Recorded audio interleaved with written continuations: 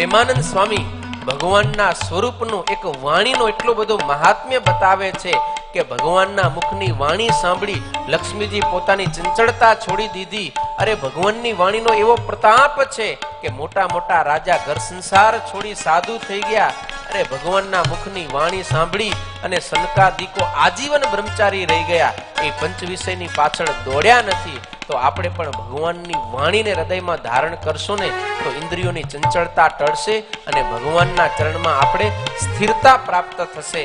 અંતિમ કડીમાં પ્રેમાનંદ સ્વામી ગાય છે, હરે મુખની વાણી સાંભળી મારે પ્રીત બંધાણી રે. ઓ મુખની વાણી સાંભળી મારે પ્રીત બંધાણી રે. મુખની વાણી સાંભળી મારે પ્રીત બંધાણી રે. ઓ મુખની વાણી સાંભળી મારે પ્રીત બંધાણી રે. હરે પ્રેમાનંદ કહે તન મન કુરકુર બાણી રે. પ્રેમાનંદ કહે તન મન કરું કુરબાની રે. પ્રેમાનંદ કહે તન મન કુરકુર બાણી રે. પ્રેમાનંદ કહે તન મન કરું કુરબાની રે. વાલી લાગે વાલમ તારા મુખની વાણી રે.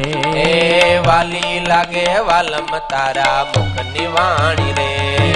વાલી લાગે વાલમ તારા મુખની વાણી રે. વાલી લાગે વાલમ તારા મુખની વાણી રે. વાલી લાગે વાલમ તારા મુખની વાણી રે. વાલી લાગે વાલમ તારા મુખની વાણી રે. વાલી લાગે વાલમ તારા મુખની વાણી રે. વાલી લાગે વાલમ તારા મુખની વાણી રે.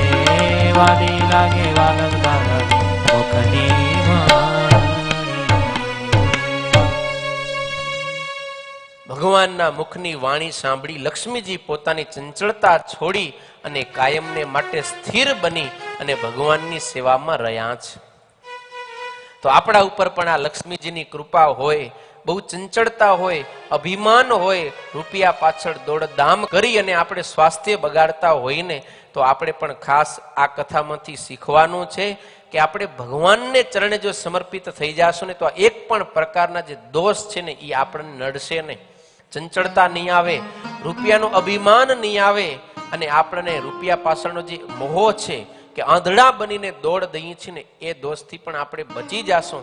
જો લક્ષ્મીની સાથે સાથે આપણે ભગવાન નારાયણને પણ રાખશું તો જો નારાયણ વિના લક્ષ્મી હશે ને તો આ બધા દોષ આવવાની સંભાવના છે. પણ ભગવાનને પ્રધાન રાખી અને આપણે પછી લક્ષ્મીજીની સેવા ઉપાસના કરશું તો કોઈ પણ પ્રકારનો દોષ આપણને નડશે નહીં. અને એ પણ પ્રત્યક્ષ છે.